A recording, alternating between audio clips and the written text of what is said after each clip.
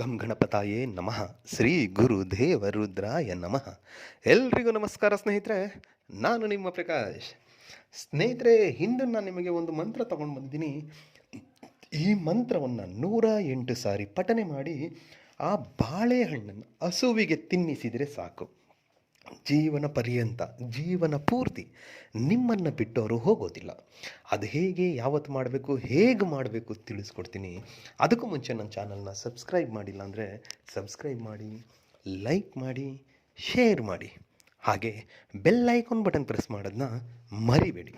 ಏಕೆಂದರೆ ಮುಂದೆ ನಾನು ಏನು ವೀಡಿಯೋಸ್ ಬಿಡ್ತೀನಿ ಅದೆಲ್ಲರಿಗಿಂತ ಮುಂಚೆ ನಿಮಗೆ ಬಂದು ಸೇರುತ್ತೆ. ಬನ್ನಿ ಅದರ ವಿಧಿ ವಿಧಾನ ತಿಳ್ಕೊಳ್ಳೋಣ ಸ್ನೇಹಿತರೆ. ಮೊದಲಿಗೆ ಈ ಕ್ರಿಯೆಯನ್ನು ನೀವು ಗುರುವಾರದ ದಿನ ಮಾಡಬೇಕಾಗುತ್ತೆ. ಗುರುವಾರದ ದಿನ ಬೆಳಿಗ್ಗೆ ಎದ್ದು ಸ್ನಾನ ಎಲ್ಲ ಮುಗಿಸಿ, ನಿಮ್ಮ ಮನೆ ದೇವರಿಗೆ ಪೂಜೆ ಎಲ್ಲ ಮುಗಿಸಿದ ಮೇಲೆ ಅಂಗಡಿಗೆ ಹೋಗಿ ಒಂದು ತಾಜಾ ಬಾಳೆಹಣ್ಣು, ಅಂದರೆ ಪಚ್ಚಬಾಳೆ ಅಂತಾರೆ, ಆ ದೊಡ್ಡ ಬಾಳೆಹಣ್ಣು ಬರುತ್ತೆ, ಏಲಕ್ಕಿ ಬೇಡ, ಪಚ್ಚ ಬಾಳೆಹಣ್ಣು ತಂದಿಟ್ಕೊಳ್ಳಿ. ತಂದು ಉತ್ತರ ದಿಕ್ಕಿಗೆ ಮುಖ ಮಾಡಿ ದೇವರ ಮನೆಯಲ್ಲಿ ಕುಳಿತುಕೊಳ್ಳಿ. ಇಲ್ಲ ಮನೆಯಲ್ಲಿ ಫ್ಯಾಮಿಲಿ ಇದ್ದಾರೆ, ಕಷ್ಟ ಆಗುತ್ತೆ ಅಂದರೆ ಯಾವುದಾದ್ರೂ ಒಂದು ಏಕಾಂತ ಜಾಗದಲ್ಲಿ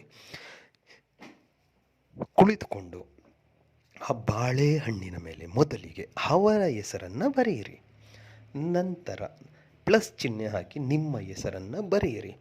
ಬರೆದಾದ ಮೇಲೆ ಅದರ ಕೆಳಗಡೆ ಆಕರ್ಷಣ ಕುರುಕುರು ಸ್ವಾಹ ಅಂತ ಬರೆದ್ಬಿಡಿ. ಬರೆದಾದ ಮೇಲೆ ಆ ಬಾಳೆಹಣ್ಣನ್ನು ನಿಮ್ಮ ಬಲಗೈಯಲ್ಲಿ ಹಿಡಿದುಕೊಂಡು ನಾನು ಹೀಗೇನು ಕೊಡ್ತೀನೋ ಮಂತ್ರ, ಆ ಮಂತ್ರವನ್ನು 108 ಸಾರಿ ಪಠನೆ ಮಾಡಿ. 108 ಸಾರಿ ಪಠನೆ ಮಾಡಿ ಆದ ಮೇಲೆ ಆ ಬಾಳೆಹಣ್ಣನ್ನು ಸೀದಾ ತೆಗೆದುಕೊಂಡು ಹೋಗ್ಬಿಟ್ಟು ಗೋಮಾತೆಗೆ, ಅಂದರೆ ಹಸುವಿಗೆ ತಿನ್ನಿಸ್ಬಿಟ್ಟು ಬಂದುಬಿಡಿ, ಸಾಕು. ಆಮೇಲೆ ನೋಡಿ, ಅವರು ನಿಮಗೆ ಎಷ್ಟು ಇಂಪಾರ್ಟೆನ್ಸ್ ಕೊಡ್ತಾರೆ, ನಿಮ್ಗೆ ಎಷ್ಟು ವ್ಯಾಲ್ಯೂ ಕೊಡ್ತಾರೆ, ನಿಮ್ಮ ನೋಡೋದಕ್ಕಾಗಲಿ, ನಿಮ್ಮ ಹತ್ರ ಮಾತಾಡೋದಕ್ಕಾಗಲಿ ಎಷ್ಟು ತಡಬರಿಸ್ತಾರೆ ನಿಮಗೆ ಗೊತ್ತಾಗುತ್ತೆ. ಅದಕ್ಕೆ ಮಂತ್ರ ಹೀಗಿದೆ: ಓಂ ಶ್ರೀ ಕಾಲಕೃಷ್ಣಾಯ ವಲ್ಲಭಾಯ್ ಅಮ್ಮುಖಿ ಮೇ ವಶಮಾನ್ಯ ಸ್ವಾಹ.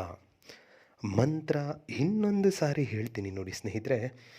ಓಂ ಶ್ರೀ ಕಾಲಕೃಷ್ಣಾಯ ವಲ್ಲಭಾಯ್ ಅಮ್ಮುಖಿ ಮೇ ವಶಮಾನ್ಯ ಸ್ವಾಹ.